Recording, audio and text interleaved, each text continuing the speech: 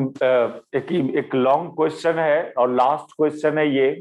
Bending moment हम लोग start किया था, bending moment of beam.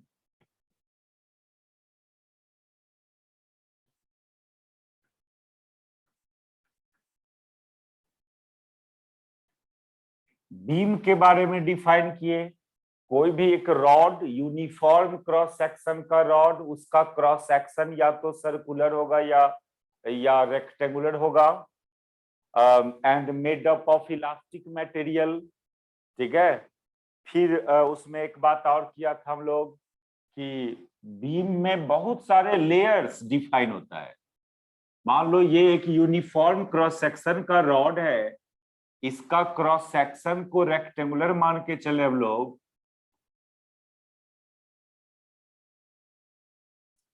Rectangular cross section, और इसमें बहुत सारा लेयर डिफाइन किया जाता है। इस बीम में इलास्टिक मटेरियल का बना हुआ होता है। ये घर उर में जो बीम है वही बीम की बात कर रहे हैं हम लोग।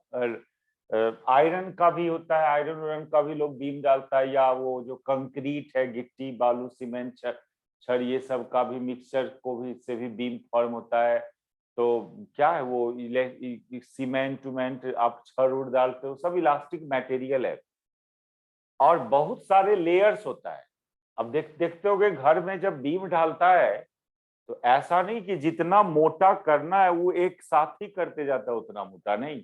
पहले एक लेयर यहाँ से वहां तक कर दिया, फिर शुरू से ला करके उतना फिर वो लेयर लेके गया। नहीं समझ रहे क्या बोल रहे हैं?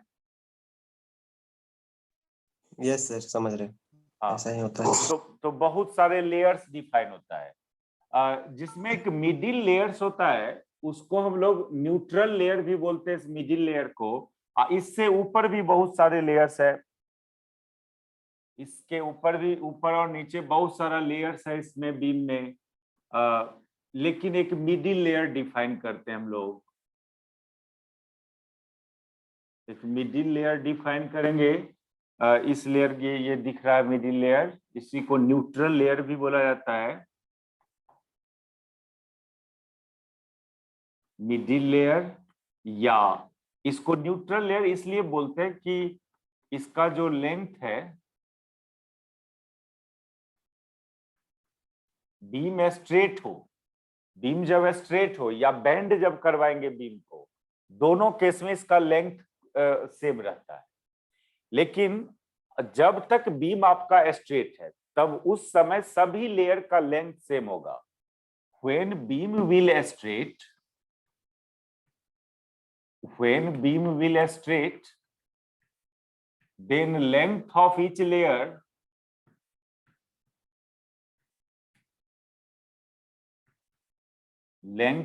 layer will be same.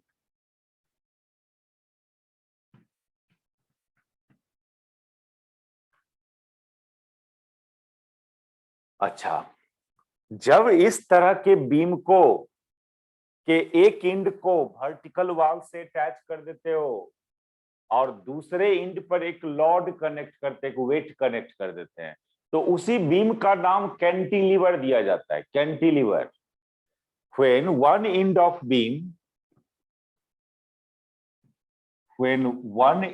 beam is fixed with vertical wall,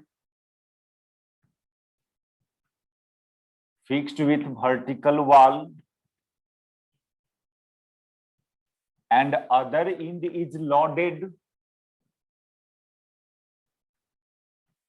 Loaded means एक वेट को कनेक्ट कर देना,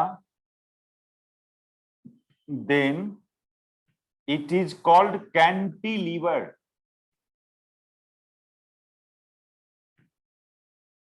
और बीम में भी वेट होगा, अपना वेट होगा, लेकिन जनरली बीम अपना वेट के चलते उसमें कोई बेंडिंग नहीं आता है।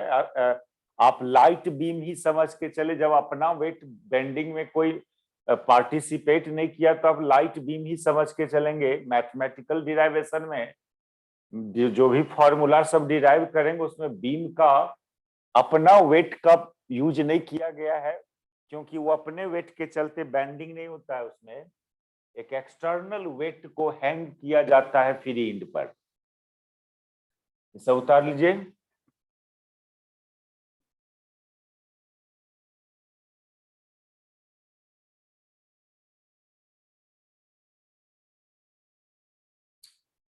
हो गया?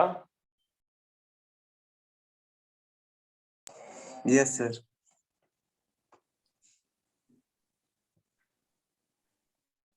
तो अब एक वेट W कनेक्ट करना है फ्री इंड पर।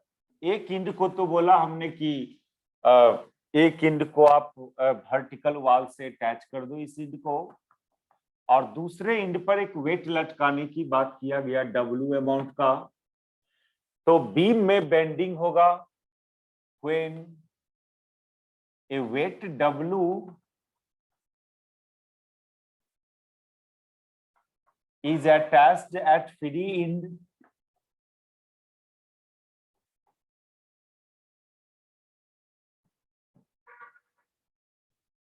then this weight produce a torque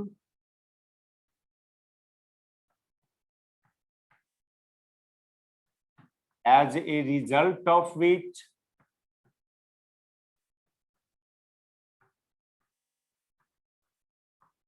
beam will bend.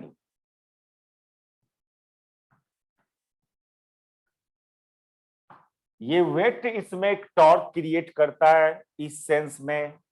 ये फोर्स ऐसे है, अच्छा टॉर्क जब भी फाइंड करते हो तो किसी न किसी पॉइंट के अबाउट फाइंड करते हो। तो ये फिक्स्ड इंड के अबाउट टॉर्क की बात करें हम लोग, फिक्स्ड इंड के अबाउट, तो ये फोर्स हुआ और ये पोजीशन वेक्टर हुआ फोर्स का। टॉर्क का ये ओरिजिनल फॉर्मूला था वेक्टर फॉर्म में, R cross F, cross product of position vector with force vector. Position vector कहां से मेजर करेंगे? फिक्स्ड इंड से। फिक्स्ड इंड से इस फोर्स का पॉइंट ऑफ एप्लीकेशन का पोजीशन वेक्टर। तो पोजीशन वेक्टर का डायरेक्शन ये, फोर्स का डायरेक्शन ये, तो R क्रॉस F इस सेंस में आएगा। R इधर है, F फोर्स इधर है, तो क्रॉस प्रोडक्ट का डायरेक्शन निकालोगे तो इस सेंस में आएगा। दैट इज आपका बीम इस सेंस में बेंड, बीम में इस सेंस में टॉर्क प्रोड्यूस हुआ। इसलिए जो रिजल्ट आएगा फाइनली, जो फिगर आएगा वो ड्रॉ करें हम लोग। इस W अटैच करने के बाद वो एक टॉर्क प्रोड्यूस किया जिसके चलते ये बीम में बेंडिंग आया। तो मिटावें इसको। Yes sir.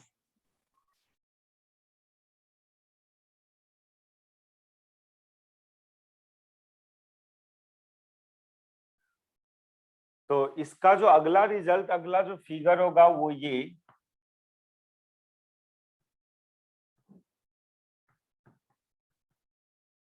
दिख रहा है ना? ठीक।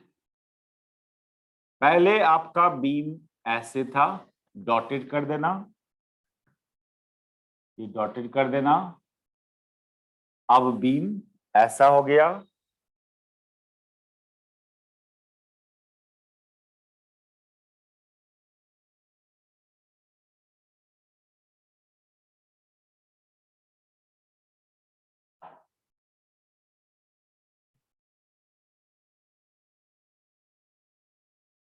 ये वेट लटकाए हुए हो। ये इनिशियल सिचुएशन था बीम का।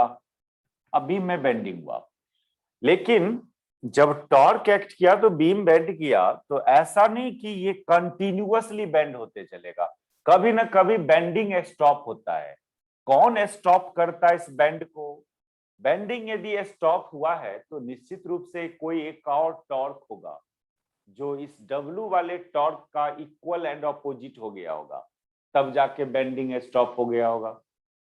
यदि अकेले सिर्फ W का टॉर्क होगा तब तो कंटिन्यूअसली बेंडिंग होगा। तो बेंडिंग कभी ना कभी स्टॉप होता है। इस बात को ये प्रूव कर रहा है कि निश्चित रूप से एक टॉर्क आपके इस रॉड पर और एक्ट कर रहा है जो इसके ऑपोजिट होगा, और जिस समय वो टॉर्क इस W टॉर्क के इक्वल हो जाएगा तो फिर बेंडिंग स्टॉप हो गया होगा। तो it is observe that bending is not continuous. It is observed that bending is not continuous.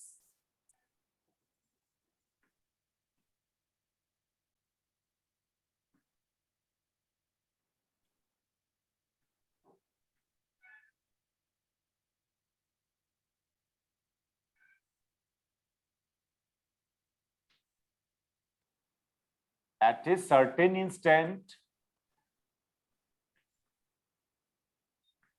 bending will stop.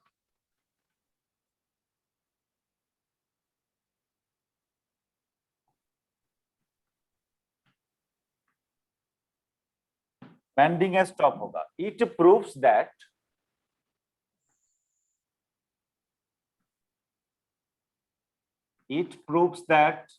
there must be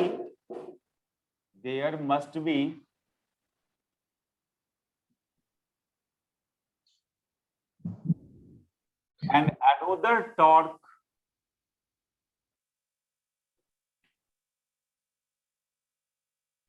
which is equal and opposite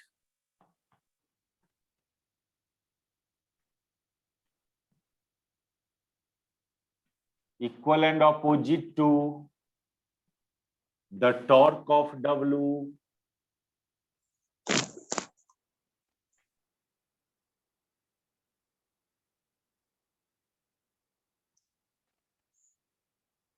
नहीं, यदि ऐसा ये मतलब एक और एक्स्ट्रा टॉर्क इस पर एक्ट कर रहा है जो W के इक्वल एंड ऑपोजिट होगा, जिसके चलते ये बेंडिंग स्टॉप हो गया होगा. Due to which bending will stop.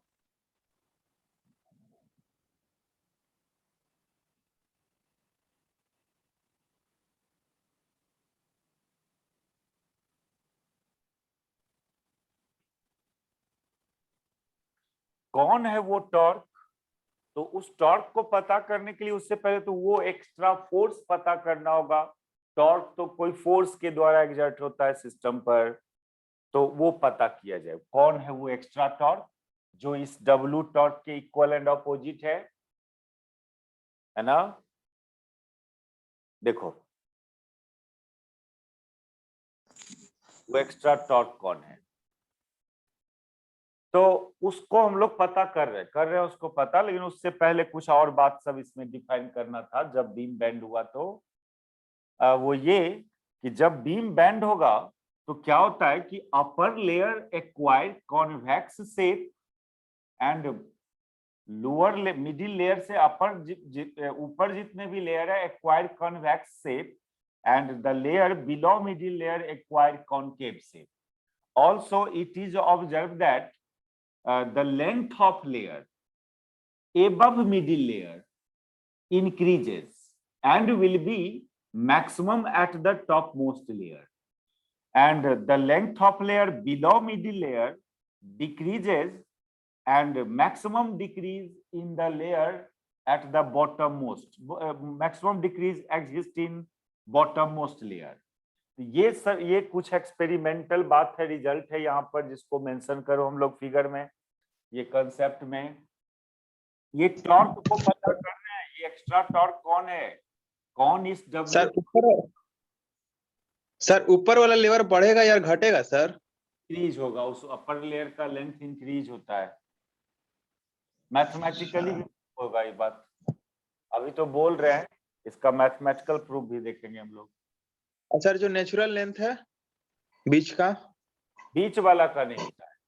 बीच वाला को न्यूट्रल लेयर क्यों बोला?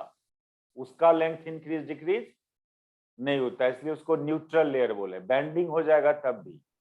जब स्ट्रेट था तब जितना न्यूट्रल लेंथ मिडिल लेयर का लेंथ था, बेंडिंग के बाद भी उसका लेंथ उतना ही रहेगा. एक्चुअली देखो ऊपर वाला लेयर इस मिडिल लेयर के लेंथ को बढ़ाना चाहता है, जबकि नीचे वाला लेयर इस मिडिल लेयर के लेंथ को घटाना चाहता है. तो ऑल ओवर रिजल्ट ये होता है कि मिडिल लेयर का length neither increase not decrease. अच्छा, ये उसको न्यूट्रल लेयर बोला. तो वो टॉर्क को ढूंढने से पहले ये सब कुछ बात है जो मेंशन करना होगा थ्योरी में. It is observe that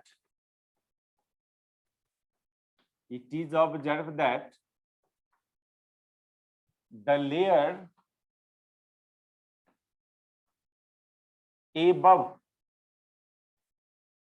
middle layer acquired convex shape,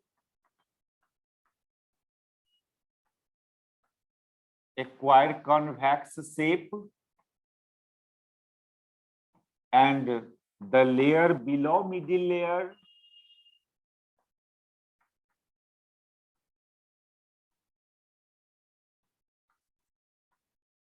acquired concave shape.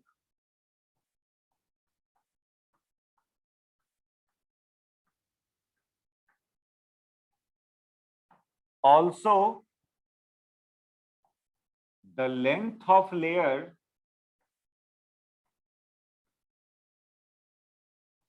above middle layer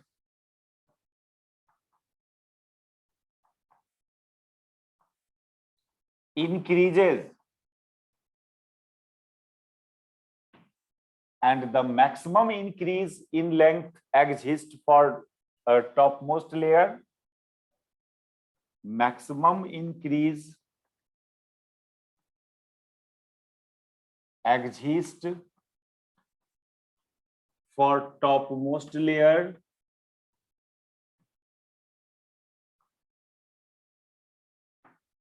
Similarly, the length of layer below middle layer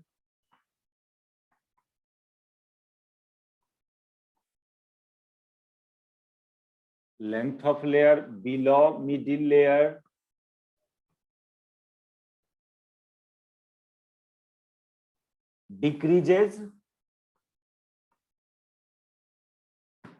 and the maximum decrease exists in bottommost layer. The maximum decrease exists in bottommost layer.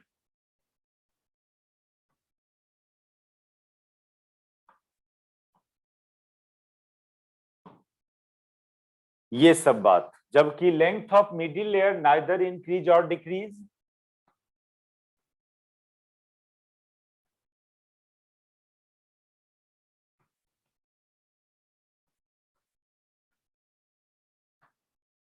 neither increase or decrease,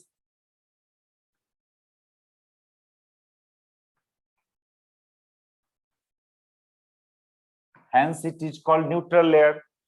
तो वो torque जो बात कर रहे थे हम लोग, एक टॉर्क तो आपके रॉड पर इस W का हुआ, इस सेंस में हुआ, और हम लोग देखते हैं कि थोड़ा बेंडिंग हो जाने के बाद, ये लिख लीजिए सब, तो वो जो एक्स्ट्रा टॉर्क को ढूंढने चले हम लोग। आप W कनेक्ट किया, स्पीकर ऑफ कर लो। जब हम लोग ये वेट W कनेक्ट किया तो ये वेट टॉर्क प्रोड्यूस किया, जिसके चलते ये बीम में बेंडिंग हुआ। वो टॉर्क इस सेंस में प्रोड्यूस हुआ, लेकिन चूंकि देख रहे हैं हम लोग कि हमारा बीम कंटिन्यूअसली बेंड नहीं कर रहा है, कभी ना कभी बेंडिंग स्टॉप हो जा रहा है। तो ये तब ये पॉसिबल है कि जब इस W टॉर्क के इक्वल एंड अपोजिट कोई और टॉर्क एक्ट कर रहा होगा, वही इसको बैलेंस कर रहा होगा, इस W वाले टॉर्क को। तो कौन वो टॉर्क है जो इस W वाले टॉर्क को बैलेंस कर रहा है? उसी टॉर्क को बेंडिंग मोमेंट बोलते हैं। टॉर्क का एक और नाम है मोमेंट। वही जो टॉर्क है उसको हालांकि W चूंकि इक्वल एंड अपोजिट बोल रहे हैं, तो W का टॉर्क और वो जो एक्स्ट्रा टॉर्क की बात कर रहे हो, दोनों इक्वल एंड अपोजिट होता है। दोनों में से किसी का भी टॉर्क को बेंडिंग मोमेंट बोलेंगे, क्योंकि मैग्नीट्यूड तो इक्वल ही बोला जा रहा है, W वाला टॉर्क और उस टॉर्क का। लेकिन फाइंड करेंगे उसका टॉर्क, W का टॉर्क फाइंड नहीं करेंगे, फाइंड होगा उसी का। ठीक है, उसका टॉर्क W टॉर्क के बराबर है, लेकिन फाइंड करना है उसी का। अब देखें कौन है वो टॉर्क, कहां से आया वो टॉर्क, कैसे हो गया। तो इसके लिए ना हम लोग थोड़ा सा क्या करेंगे, ये जो बीम का जो ये इंड है वो रेक्टेंगुलर क्रॉस सेक्शन सपोज करो, मान लो इस बीम का क्रॉस सेक्शन को रेक्टेंगुलर यदि मान ले हम लोग, तो थोड़ा रेक्टेंगुलर क्रॉस सेक्शन को दिखाते हैं यहाँ पर, और एक मिडिल लेयर डिफाइन कर रहे हो आप।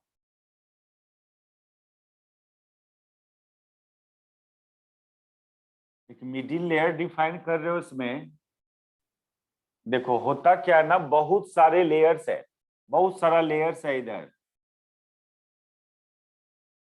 बहुत सारे लेयर्स है, और इस लेयर का लेंथ इंक्रीज करने की बात की हो, अपर मोस्ट लेयर का। तो क्या होता है, जब जब लेंथ इंक्रीज करता है लेयर का, तो मटेरियल का अपना एक प्रॉपर्टी है, इलास्टिसिटी प्रॉपर्टी, कि उसके अंदर एक फोर्स क्रिएट होगा जो चाहेगा उसको उसके लेंथ को इंक्रीज नहीं करने दे। तो हर लेयर पर, सभी लेयर पर एक फोर्स क्रिएट हो जाता है। ये जितने भी लेयर्स देख रहे हैं, सब लेयर पर एक अंदर की तरफ एक फोर्स क्रिएट होता है, टेंजेंशियली अंदर की तरफ।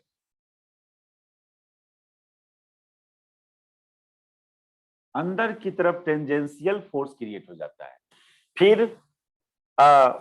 फिर ये इस मिडिल लेयर से नीचे वाले लेयर पर बात करें हम लोग, इस मिडिल लेयर से नीचे में, नीचे भी बहुत सारे लेयर्स हैं। इस निचला लेयर सब पर भी टेंजेंशियली एक फोर्स क्रिएट होता है, निचला लेयर सब पर भी। लेकिन निचला लेयर पर जो टेंजेंशियली फोर्स क्रिएट होता है वो बाहर की तरफ, क्योंकि निचला लेयर का लेंथ घटता है, कॉन्ट्रैक्ट होता है, निचला लेयर सब कॉन्ट्रैक्ट होता है, तो इलास्टिसिटी प्रॉपर्टी के चलते चाहेगा मटेरियल की हम लेंथ को कॉन्ट्रैक्ट नहीं होने दे, तो इधर बाहर की तरफ फोर्स लगाता है। तो ये बाहर की तरफ, ये सिचुएशन ठीक है। चूंकि बहुत सारे लेयर्स था इस बीम में, बीम जब बेंड किया तो अपर लेयर का लेंथ इंक्रीज कर रहा था। तो लेंथ जब इंक्रीज किया, कोई चीज का लेंथ जब इंक्रीज करते हो, तो मटेरियल के अंदर फोर्स, एक फोर्स क्रिएट होता है जो चाहता है कि उस लेंथ को इंक्रीज नहीं करने दे, वो रीस्टोरिंग फोर्स। ये सिंपल उस केस में ऐसे बताए थे, रॉड वाले केस में, कि आप बाहर से एक्सटर्नल टॉर्क फोर्स लगाया ऐसे, तो मटेरियल के अंदर इस सेंस में फोर्स क्रिएट होता है, क्योंकि इस केस में लेंथ इंक्रीज करेगा रॉड का, ये फोर्स इस लेंथ को इंक्रीज करता है, तो मटेरियल चाहता है कि लेंथ इंक्रीज नहीं होने दे, ऑपोजिट सेंस में फोर्स लगता है। हाँ, अब तो यही वो फोर्स है, सभी लेयर पर लगेगा, क्योंकि सब लेयर का लेंथ इंक्रीज कर रहा था थोड़ा बहुत, तो इसलिए सभी लेयर पर टेंजेंशियली फोर्स लगेगा अंदर की तरफ। और निचला लेयर का लेंथ डिक्रीज कर रहा है, इसलिए निचले लेयर सब पर भी टेंजेंशियली फोर्स लगेगा बाहर की तरफ। और ये फोर्स टेंजेंशियली लग रहा है, और लेकिन एक बात देखो, इस फोर्स को जिस एरो से दिखा रहे हैं हम, इस एरो का लेंथ को चेंज करता हुआ दिखाया। पहला लेयर पर जो एरो है उसका लेंथ कम है, दूसरा लेयर पर जो फोर्स का जो दिखा रहे उसका एरो का लेंथ ज्यादा है, यानी इस एरो का लेंथ को इंक्रीज करवाते गए आप नीचे गए, तो यहां भी इस एरो का लेंथ को इंक्रीज करवाते गए। ऐसा क्यों किया? क्योंकि सभी लेयर का लेंथ सेम अमाउंट से इंक्रीज करता नहीं करता है, इसलिए फोर्स भी जो डेवलप होगा उस लेयर पर वो भी सेम अमाउंट का नहीं होगा। जो लेयर में जितना ज्यादा डिक्रीज होगा उस लेयर पर उतने ही ज्यादा अमाउंट का फोर्स लगेगा। इस लेयर का लेंथ सबसे ज्यादा अमाउंट से डिक्रीज करने की बात की हो, इसलिए इस लेयर पर सबसे ज्यादा फोर्स लगेगा। यहां पर वैसे ही इस लेयर का लेंथ सबसे ज्यादा इंक्रीज हुआ था, इसलिए इस लेयर पर फोर्स सबसे ज्यादा लगेगा। तो ये केस होगा।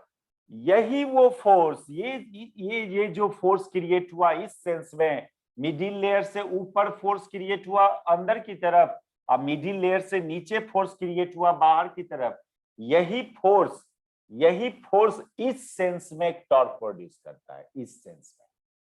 जो डब्लू का टॉर्क इस सेंस में है, इसी फोर्सेज का टॉर्क जो है ना कभी डब्लू के टॉर्क के बराबर हो जाता है, तो बेंडिंग स्टॉप हो जाता है। तो हम लोग फाइंड करेंगे ये इसी फोर्सेज का टॉर्क, जिसको बेंडिंग मोमेंट बोला जाएगा। ये फिगर दिखाओ, इसको एक्सप्लेन करें। इस फिगर को हम लोग पहले समझे, फिगर को समझे।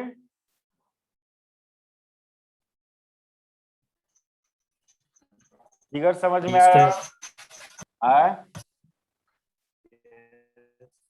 Yes sir. है?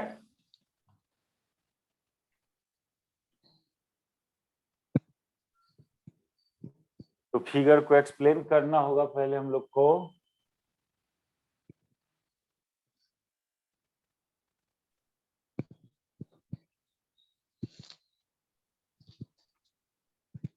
बना लिया फिगर, लिखा हुआ है तो लिखो। ए tangential force,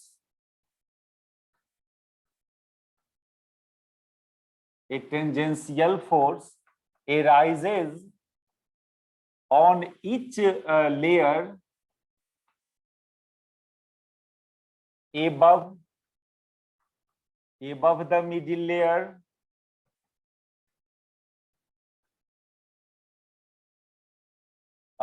towards inward.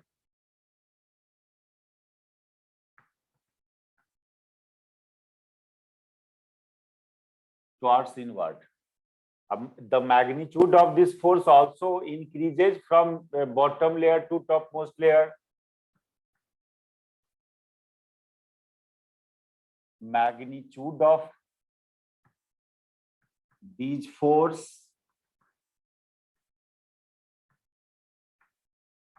increases as we goes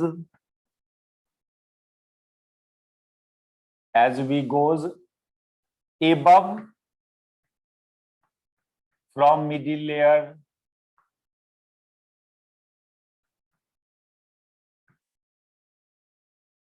क्यों इंक्रीज किया ये फोर्स का मैग्नीट्यूड? क्योंकि सभी लेयर का लेंथ सेम अमाउंट से इंक्रीज नहीं हुआ है। जो लेयर का लेंथ जितना कम अमाउंट से इंक्रीज हुआ होगा उसके उस पर जो टेंजेंशियल फोर्स क्रिएट होगा उसका मैग्नीट्यूड भी कम होगा।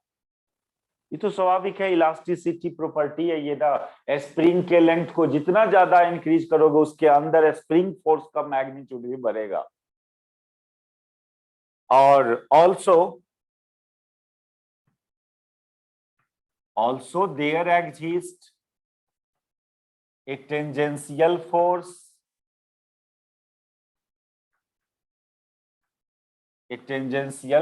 on each layer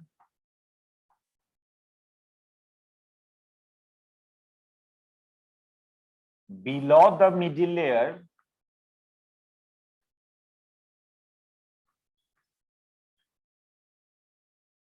and its magnitude increases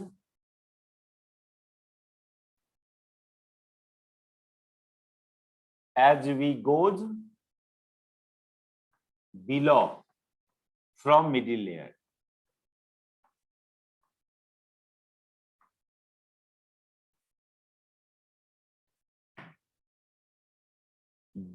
ये जो फोर्सेज क्रिएट हुआ, these forces also create a torque in beam which is opposite to the torque